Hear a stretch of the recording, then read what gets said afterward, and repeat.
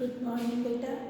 आज हम हिंदी व्याकरण का पाठ पढ़ेंगे। मौखिक रचना एवं भाषा प्रयुक्ति, है ना। मौखिक रचना यानी क्या होता है? मौखिक रचना यानी हमारे द्वारा बोली हुई चीज़ें जिसे हम मौखिक रूप से लोगों को अच्छे तरीके से समझा सके, वही मौखिक रचनाएं होती हैं। अधिकतर हम क्या करते हैं मौखिक रचना में? पत्र लिख के समझाते हैं या निबंध या सब ऐसी चीज़ें हम लिखते हैं और लोगों को समझाते हैं। निबंध लिखते हैं, कविताएं लिखते हैं, कहानियाँ लिखते हैं, पत्र लिखते हैं। इसके द्वारा हम अपनी बातें दूसरों को पहुंचाते हैं, तो ये लिखित अभिव्यक्ति हो जाती है। लेकिन यदि हम इन्हीं चीज़ों को मौखिक रूप में लोगों को समझाते हैं, अपने भावों को मौखिक रूप में लोगों तक पहुंचाते हैं, तो वो ज़्यादा रोचक लगती है और ज़्यादा सुनने में लोगों को मधुर और अच्छी लगती है ना। इसमें हम सबसे पहले कविता लेखन के द्वारा लोगों को मौखिक अभिव्यक्ति से अपनी बात समझा सकते हैं। कविता की अनकही बातें जो लोगों से हम नहीं कह पाए थे, वो बातें विचार बनकर लयबद्ध रूप से प्रस्तुत की जाती हैं। जो हमारे मन के भाव हैं, जो हमने लोगों को बताना है, उन्हीं बातों को, उन्हीं चीज़ों को हम एक लय में, एक लयबद्ध तरीके से कविता के रूप में प्रयुक्त करते हैं। अर्थात हमारे मन में उठने वाले विचार, आदर्श, प्रेरणाएं और इनसे उपजा अनुभव ही कविता की रचना करते हैं। हमारे मन में जो विचार है, जो भाव है, यही सब चीज़ें मिलकर कविता की रचना करते हैं। शब्दों, चित्रों के माध्यम से भी हम बच्चों को कविताओं का बता सकते हैं कि कविताएं, चित्र के माध्यम से कविता लिखो। ऐसा एक क्वेश्चन आता है, एक चित्र दिया, उसके माध्यम से आपको कविता लिखना है, तो भी आप उसमें बहुत अच्छी और सुंदर कविता लिख सकते हैं। आपकी बुक में है एक कविता लिखना है हमको, अपनी कल्पना से देश हित के प्रति लोगों को जागृत करती एक कविता लिखो। अपने देश हित के लिए हमें एक कविता लिखना है, तो वो कविता हम क्या लिखते हैं? कस ली है कमर अब तो कुछ करके दिखाएंगे। कस ली है कमर अब तो कुछ करके दिखाएंगे। आज़ाद ही हो लेंगे या सिर कटा देंगे, या सिर ही कटा देंगे। हटने के नहीं पीछे डर कर कभी जुल्मों से। हटने के नहीं पीछे डर कर कभी जुल्मों से। तुम हाथ उठाओगे हम पैर बढ़ा देंगे। बेशस्त्र नहीं है हम, बल है हम चरखे का। चरखे से जमी को हम तो चरख गुंजा देंगे। ये हमारी आज़ादी के पहले की कविता है, जिसमें हमारे देशभक्त ये बताना चाह रहे हैं कि हम किसी की गुलामी सहन नहीं करेंगे। हम अपने आप को आज़ाद होने के लिए किस तरह से काम कर सकते हैं। परवाह नहीं कुछ दम की, गम की नहीं मातम की। है जान हथेली पर एक दम में गंवा देंगे। खून से ही हम शहीदों की फौज बना देंगे। मुसाफिर जो अंडमान के तूने बनाए जालिम।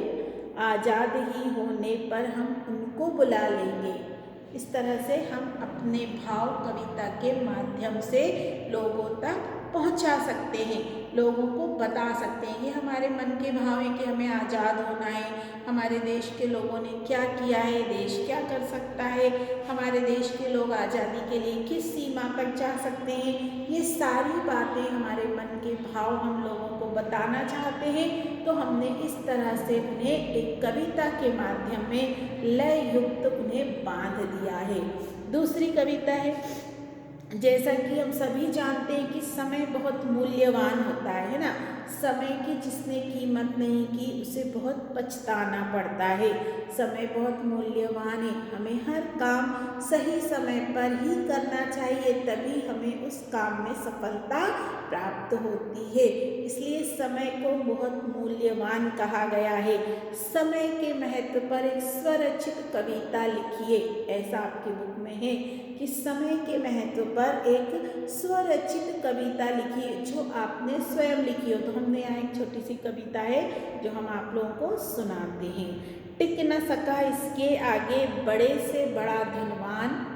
टिक न सका इसके आगे बड़े से बड़ा धनवान। समय बीत जाने पर तुम बहुत पछताओगे। समय बीत जाने पर तुम बहुत पछताओगे, इतना अच्छा समय भला तुम दोबारा कब पाओगे। इतना अच्छा समय भला तुम दोबारा कब पाओगे। समय बीत जाने पर इंसान बहुत पछताता है। समय बीत जाने पर इंसान बहुत पछताता है।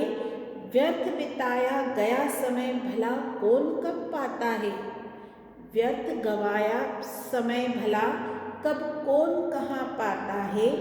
जो नहीं पहचानते हैं समय का मोल, जो नहीं पहचानते हैं समय का मोल, कर नहीं पाते कोई भी अच्छा काम। कर नहीं पाते कोई भी अच्छा काम, नहीं कर पाते वो जग में ऊंचा अपना नाम। नहीं कर पाते वो जग में ऊंचा अपना नाम। अगर जीवन में कुछ करना है, अगर जीवन में कुछ करना है, सबसे आगे बढ़ना है, तो समय के महत्व को पहचानो और बढ़ाओ देश समाज में अपना मान। यदि आप कुछ करना चाहते हैं देश के लिए, खुद के लिए, समाज के लिए, परिवार के लिए, तो सबसे पहले आपको समय का महत्व समझना होगा। जब तक आप समय का महत्व नहीं समझेंगे, आप अपनी कीमत भी नहीं समझ पाएंगे, अपनी कीमत नहीं बढ़ा पाएंगे। जिस दिन आपको अपना समय का महत्व समझ में आ गया, लोग आपको समझने लगेंगे, मानने लगेंगे, क्योंकि आप हर काम अपने समय पर करेंगे और समय पर किया हुआ काम जरूर सफल होता है। एक बार अगर समय बीत जाता है तो वो दोबारा वापस नहीं आता। बहुत बड़े बड़े धनवान लोग भी इसको रोक नहीं पाते। समय किसी भी कीमत पर नहीं रुकता है। यदि आप चाहो कि समय को रोकने के लिए आप उसकी बहुत बड़ी कीमत दे दो, तो भी आप समय को नहीं रोक सकते। और समय बीत जाने के बाद सिर्फ हमारे हाथ में पछताना ही लिखा होता है। पछतावे के अलावा हम और कुछ नहीं कर सकते। उसके बाद है प्रतिवेदन, रिपोर्ट लिखना, है ना। क्या होता है इसमें प्रतिवेदन का मतलब क्या होता है कि किसी को हम कुछ लिख के बताना चाहते हैं, अपने द्वारा लिखी हुई बात से लोगों को समझाना। प्रतिवेदन शब्द का प्रयोग अंग्रेजी की रिपोर्ट अथवा रिपोर्टिंग शब्द से हुआ है, उसके पर्याय के रूप में किया जाता है।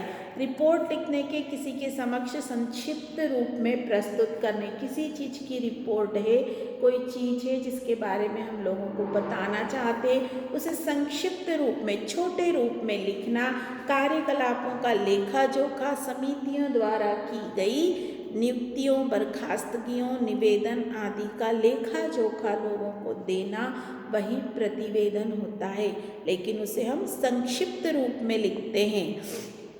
प्रतिवेदन का अर्थ सरकारी संदर्भों में, सरकारी भाषा में अगर हम प्रतिवेदन कहें तो वो क्या होते हैं, सरकार की अनेक एजेंसियां होती हैं जिनके द्वारा जो वर्ष भर के अर्धवार्षिक और वार्षिक सारे लेखे जोखे को प्रस्तुत करती है कि सरकार ने साल भर में कौन कौन से काम किए हैं, उस पर उन्हें कितना खर्चा आया है, वो काम करने के लिए उन्होंने कहाँ कहाँ लोगों को भेजा, उसका क्या खर्चा आया है। मंत्रालय, सरकारी, गैर सरकारी, अर्ध सरकारी कार्यालय, संगठन, कंपनियां सभी अपने अपने कार्यों का लेखा जोखा प्रस्तुत करते हैं। इनकी नियमित बैठकें होती हैं, है ना। इन लोगों की हमेशा मीटिंग होती है, बैठक होती है, जिनमें किए गए कार्यों का ब्यौरा देना होता है। उन मीटिंग्स में इन लोगों को जो इन्होंने वर्ष भर कार्य किए हैं उनका लेखा जोखा प्रस्तुत करना होता है, देना होता है। इसे ही रिपोर्ट कहते हैं, इसी को हम रिपोर्ट कहते हैं। सरकारी संदर्भों में गंभीर मामलों और घटनाओं के बारे में सही जानकारी प्रस्तुत करने, बैठकों में लिए गए निर्णयों, सरकार द्वारा जारी श्वेत पत्र, प्रशासनिक आदेश, विवरण आदि के लिए प्रतिवेदन को तैयार कर प्रस्तुत किया जाता है।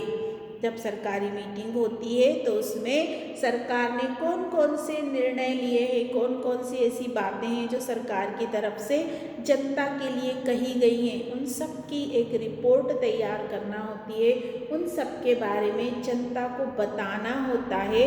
उसके लिए जो रिपोर्ट तैयार होती है वही प्रतिवेदन कहलाती है और उसी को संक्षिप्त रूप में प्रस्तुत किया जाता है, जिसे हम सरकारी प्रतिवेदन भी कहते हैं। सरकारी नियम जो बनाए गए हैं उनको भी हम देते हैं। तो जैसे आपको एक उदाहरण के लिए बताते हैं, 12 जुलाई को नई दिल्ली रेलवे स्टेशन पर रेल दुर्घटना में बहुत सारे लोगों की जान गई और बहुत लोगों को काफ़ी चोट भी आई है, सामान भी खो गया है। इसके ऊपर आपको एक प्रतिवेदन तैयार करना है। तो फिर हम पूरा उसके बारे में क्या लिखेंगे, किस समय आप वहाँ पहुँचे, एक रिपोर्टर की तरह आपको लिखना होगा। कितने बजे आप वहाँ पहुँचे, रेल दुर्घटना कब हुई थी, उसमें कितने लोग घायल हुए, सरकारी लोग वहाँ पर कब आए, किस तरह से लोगों को सुविधाएं दी गई, कैसे लोगों को हॉस्पिटल पहुँचाया गया, कैसे लोगों को रेल से बाहर निकाला गया। ये सारी चीज़ें जब हम प्रस्तुत करते हैं तो वही प्रतिवेदन कहलाता है। Thank you.